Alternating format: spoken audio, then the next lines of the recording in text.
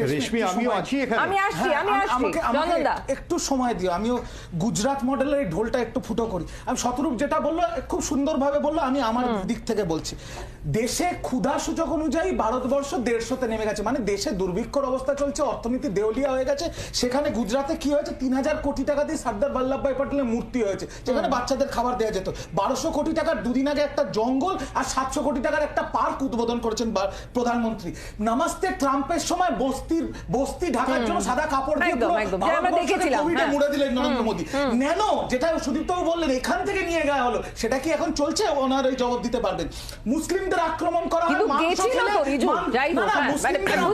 হয়, মাংস খেলে অচ্ছুত তকমা দেওয়া হয় গুজরাটে, আর মুন্দ্রাপুর থেকে হাজার হাজার কেজি, হাজার হাজার টন ড্রাগস, হেরোইন, কোকেন বারামত হচ্ছে। এইটা হচ্ছে আসল গুজরাট মডেল।